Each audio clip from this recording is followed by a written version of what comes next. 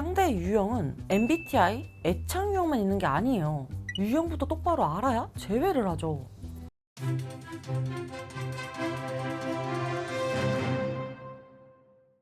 안녕하세요. 연애자격 가람쌤이에요. 많은 분들이 상대방 MBTI는 이거다, 상대방 애착 유형은 이거다, 근데 어떻게 제외를 하냐, 이런 질문을 많이 주시는데, 사실 이것만으로 상대방을 파악하기에는 정보가 부족해요.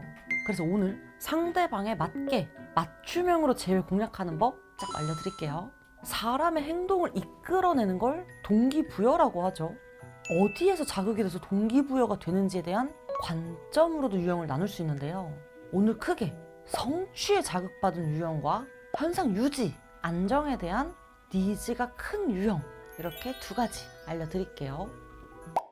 첫 번째, 성취 지향형. 제 내담자분 중에서 상대방이 계속 인생 목표가 뭐냐, 너의 미래 계획이 뭐냐, 이렇게 질문했는데 제 내담자분이 대답을 잘 못하다가 헤어진 경우가 있어요. 혹시 여러분의 상대방이 일이 중요하고 자기개발, 삶의 목표를 중요시 여겼나요? 그럼 이런 사람과 재회하기 위해서 성취적인 사람이 원하는 연인의 모습은 무엇일까요? 당연히 본인과 같은 성취적인 사람을 원하거나, 연애할 때 서로 좋은 인사이트를 주고받고 같이 성장하는 데 도움이 되는 사람을 원하겠죠.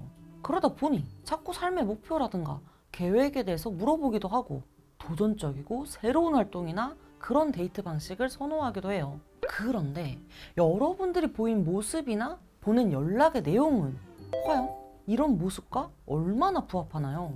그런데 만약 내가 그렇게까지 성취적인 사람이 아니다, 이땐 또 어떻게 해야 될까요? 이땐 차라리 상대방의 시간을 효율적으로 잘 사용할 수 있도록 도와주는 모습을 보여야 돼요. 데이트할 때 상대방의 이동 시간을 줄여준다든가, 짧지만 강렬한 데이트를 선사한다든가, 아니면 상대방과 같이 해낼 공동 목표를 세운다든가 하는 거예요. 그런데 이렇게 성취적인 사람한테 절대로 보여서는 안 되는 행동이 있어요. 그건 바로 계획 없고 게을러 보이는 모습이에요. 성취적인 사람이 이런 모습을 보면 한심해 보이기까지 한다는데, 한심한 사람과는 미래가 그려지지 않는다고 해요. 그리고 또 성취적인 사람한테 하면 안 되는 행동이 있는데, 그건 바로 무턱대고 감정적인 모습을 보이는 거예요. 성취형들은 감정이 아니라 효율적으로 어떤 결과를 주는 사람을 원해요. 그리고 서로의 성장을 지원해주는 사람을 원하죠. 그럼 이런 성취형과 헤어졌을 때 우린 어떤 말을 해볼 수 있을까요? 땡땡아, 내가 감정적인 것보단 너에게 이러이러한 조언이라도 좀 해주고 이런 도움을 줄 걸 그랬네, 이렇게 말을 해야 상대방은 나와의 연락에 의미가 있다고 느끼게 되고, 나에게서 가치를 느끼기 때문에 계속 서로 연결할 명분이 주어지게 돼요. 나는 최근에 이런 경험을 했는데 대부분의 사람들은 이런 걸 잘 모르더라. 난 이렇게 무언가를 이뤄낸 너의 모습이 멋있고 본받고 싶었는데 나도 요즘에 이러이러한 것들을 하게 됐어, 이렇게 말해서 상대방으로 하여금 뿌듯함, 기특함, 이런 긍정 감정, 경험을 다시 심어줘야 되는 거죠. 결국 성취형에겐 나와의 연애를 왜 해야 되고 그것을 어떻게 할지 알려주는 게 핵심이에요. 그리고 또 성취형을 공략하는 방법이 있는데, 성취형들은 연애가 자기의 성취에 방해가 될 때 이별을 선택해요. 자꾸 연락해달라, 만나자, 서운하다 하면서 자기 에너지를 갉아먹을 때요. 그럼 반대로 헤어지고 나서 오히려 나랑 사귈 때보다 자기가 하는 일이 잘 안 될 때, 그런데 나에게서 얻을 게 있을 때 나를 선택한다는 거죠. 나에게서 어떤 정보를 얻을 수 있거나 나랑 데이트를 하고 나면 오히려 더 힘을 얻는다든가, 이렇게 본인에게 플러스가 있어야 재회도 가능합니다. 그런데 우린 이별 후에 다 내 잘못 같고, 그러다 보니 자꾸만 상대에게 반성문을 보내게 되죠. 이렇게 보내시면 안 돼요. 관련해서는 이 영상 추천드릴게요. 두 번째, 안정지향형. 안정형들은 쉽게 말해서 어떤 큰 변화를 원하지 않고 현상 유지를 원하거나 힐링이 되는 안정감을 원합니다.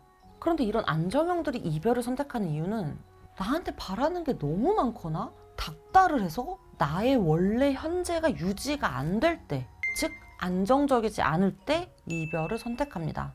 성취형도 마찬가지지만 좀 다른 점은, 만약 우리의 데이트 비용이 너무 많이 들 때 성취형들은 이 돈을 다른 데 투자하면 더 이득일 것 같은데? 이렇게 생각을 하고, 안정형은 자기가 원래 예산하던 것보다 더 많이 써서 현재가 유지가 안 될 때, 그때 헤어짐을 선택한다는 거죠. 닥달을 해서 헤어지는 것도 성추형들은 아니 지금 그게 중요한 게 아니라 이 시간에 생산적인 걸 해야 더 이득인데? 자꾸 방해가 되네? 이럴 때 헤어지고, 안정형들은 나는 편하게 연애하고 싶은데 지금 자꾸 내 일상이 망가지네? 싶을 때 헤어짐을 생각합니다. 이 차이 이해가 되셨을까요? 안정형들은 그냥 슬리퍼 끌고 동네 단골집을 가는 걸 선호하고 편안한 연애를 원하는데, 내가 자꾸 이거 해달라 저거 해달라 어디 가자 이렇게 큰 변화를 요구하면 오늘은 좀 쉬자 하면서 지치게 돼요. 이때 우리는 서운함을 표출해서 헤어지게 되는 거고요. 이런 안정형들이 바라는 연애는 변하지 않는 신뢰, 내가 원하는 상황을 유지시켜주고 통제시켜주는 사람, 그리고 또 이 유형의 사람들은 감정 기복은 사실 적지만 내가 좀 말하지 않아도 알아주길 원하고, 특히 부정적인 결과에 예민한 편이에요. 그래서 성추형들은 대출을 받아도 이걸로 뭘 더 할 수 있다면 오케이 하지만, 안정형들은 마이너스, 손해보는 건 절대 안 된다는 주의죠. 그런데 이런 안정형과 이별을 했다면 나랑 다시 만났을 때 내가 다시는 같은 잘못을 하지 않을 거란 충분한 근거들이 필요해요. 예를 들어서 내가 바람을 피워서 헤어졌다면 성추형들에겐 다시는 바람을 피우지 않음보다 내가 바람은 피웠지만 앞으로 상대방 인생에 어떤 도움이 될지, 또는 유럽 여행 비용을 내가 다 낸다든가 이런 플러스 보상이 필요하고, 안정형에게는 다시는 상대방의 안정감을 깨지 않도록 위치 추적 어플을 깐다든가 하는 같은 잘못을 반복하지 않을 거란 근거들이 필요하단 거죠. 그래서 안정형과 재회를 하려면 나와의 이별이 오히려 너한테 손해라는 걸 보여줘야 돼요. 예를 들어서 우리가 서로 이렇게 끝나게 되면 서로 공허한 시간들을 보내게 되고 그동안의 너의 노력들이 헛되게 되는 건데, 그럼에도 너는 연인이란 의무감으로 내 얘기를 한 번 더 들어보려고 하는 거잖아. 이렇게 나랑 헤어졌을 때의 손해, 부정적인 영향을 어필하는 게 좋습니다. 그리고 더불어서 우리의 이별 원인이 다시는 반복하지 않을 거란 근거를 제시하는 게 중요하고요. 쉽게 말해서 성추형들에겐 나랑 만났을 때 이 플러스를 알려줘야 되고, 안정형에겐 나를 놓치면 손해볼 것, 마이너스를 알려줘야 돼요. 이게 정말 중요한 건데 도저히 모르겠다, 너무 어렵다 하시는 분들 계시죠? 그런 분들은 고정 댓글 링크 통해서 상황 자세히 보내주세요. 같이 의논해 드릴게요. 자, 오늘 이렇게 상대방 맞춤형으로 재회 공략하는 법 쫙 알려드렸는데 도움 많이 되셨을까요? 그렇다면 구독, 좋아요, 댓글, 알람 설정까지 부탁드리고요. 여러분들의 행복한 연애와 결혼 생활을 진심으로 응원합니다. 다음에 또 뵐게요. 안녕.